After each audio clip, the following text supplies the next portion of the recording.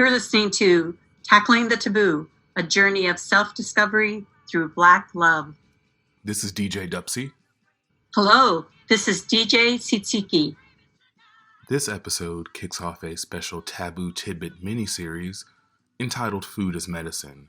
And we don't just mean medicine on a transactional level, like when you go to a pharmacy and you pick up a bottle of aspirin, but more on an organic, indigenous, ancestral, and transformational level. In this time of global pandemic, these kinds of philosophies can help us be in more sustainable and healing relationships with our food, as well as the environments and living organisms that produce our food. Under our voices is the song Gravy on My Mashed Potatoes by Dee Dee Sharp off the It's Mashed Potato Time album from 1962.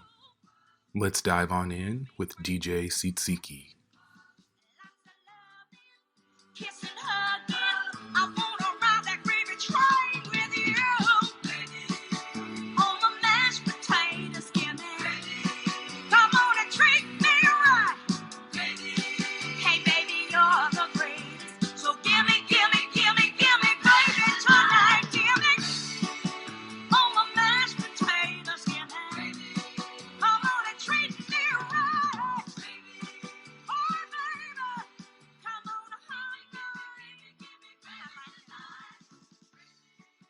What I do, and it's not really conscious,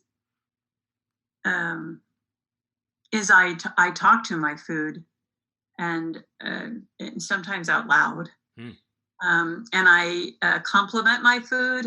I appreciate my food. So an example that comes to mind is blueberries. I love blueberries. And I'll compliment my blueberries on their beautiful color, that blue-black color. Mm-hmm. That is so, for me, it's striking. And then it's but it's dusted at the same time. So it's blue-black, and then sometimes it has a little dusting on it. Not dirt, but just like a dusting of color. And I'll just, compliment blueberries, and the thing. So saying thank you and appreciating the food, I feel that really unlocks the medicine part. Now, I'm not saying that the blueberries then become medicine. They're always medicine. But what I'm saying is that I feel what happens, it's energetic. And so that then I am opening myself up to the fullness of the nutrition of that food. I'm eating it, and it's giving me some physical benefits. Blueberries are a brain food. So I always say, thank you. You're helping me. You're helping my brain. You're helping my brain to work well, and appreciate that. So it's helping physical benefits, but I also believe I identify as an indigenous woman from Mexico. I'm Purepecha on my mother's side.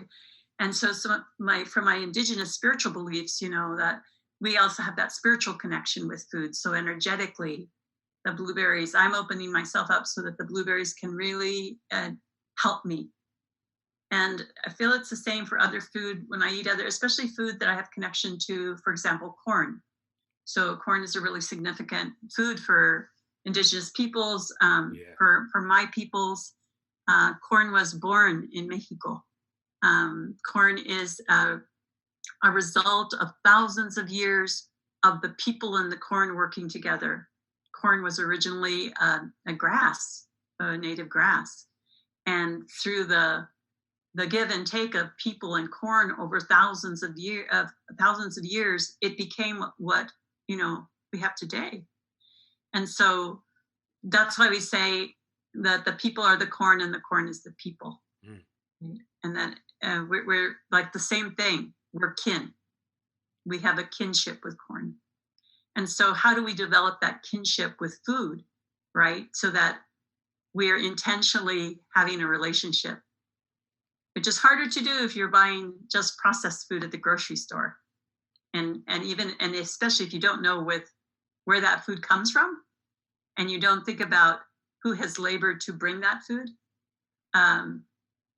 That the lack of intentionality also means that there's a, there are barriers to that. In the way I think about it, barriers between the food and the energetic connection between the person and the food. Mm. Yeah.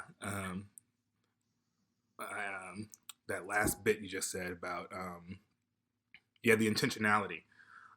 Because for me, as a person who is a descendant of people who were taken from West Africa and brought here and enslaved, that, in the previous episode, I talked about this idea of like, what does it mean for me that I'm of that land, but I don't live on that land, right?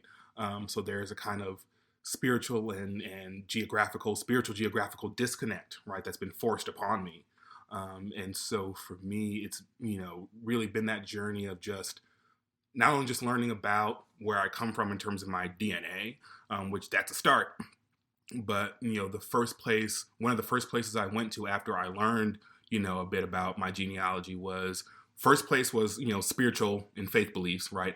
African traditions and spiritual faith beliefs. But the second place I went to, close second, right? Right after that was food, right? And I don't know why. Maybe it's because I love food, period, and so this is just, so I just started looking at just all kinds of different West African cuisine, just looking at, different, looking for common themes amongst all these different kinds of dishes and all these very, very, very, very diverse spectrum of cuisine. Because, if you're not familiar with African cuisine, it's just as diverse as any other culture or cuisine, right? It's not a monolith.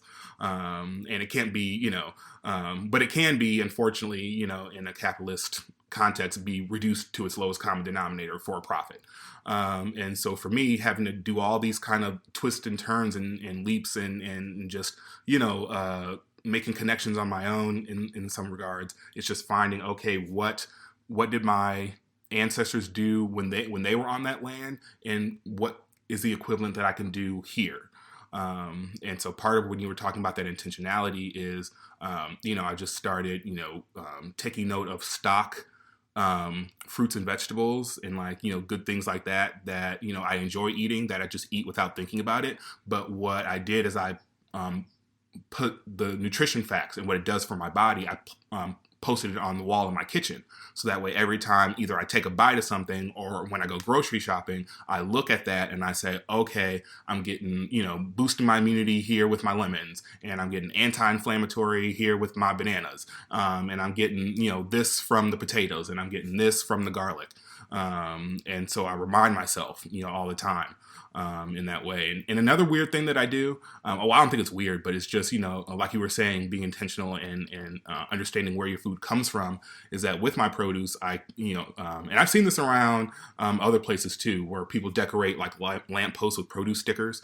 I don't know why, what that context is, but for me, the context of, I put it on a bowl, just a blank bowl that's now covered with these produce stickers, is because every single one of those stickers represents a person that had to labor in order to bring this food to me.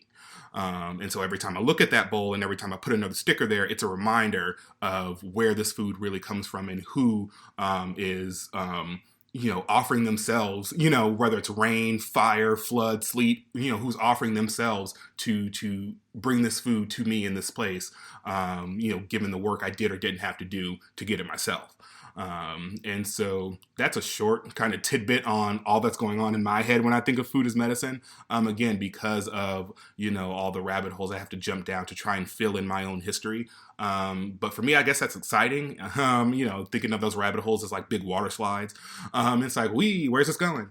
But having just that base kind of knowledge of like, all right, I know these kind of, things that are plant-based, that come from the earth, like that's the start for me, right? And so like now I've made it just a ritual for myself that whenever I go to the store, no matter what I'm there to get, I always swing by the produce section. I could always use another apple. I could always use another pepper. I could always use another, why not?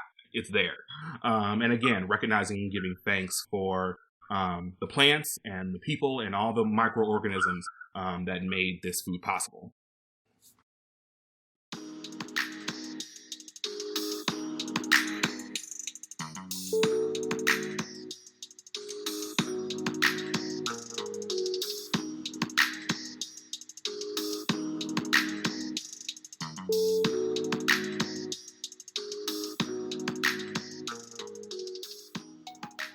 Thank you for tuning in to part 1 of this special Taboo Tidbit miniseries, Food is Medicine.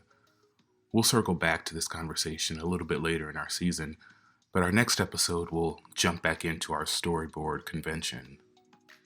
Until the next time we tackle the taboo, stay black and lovely.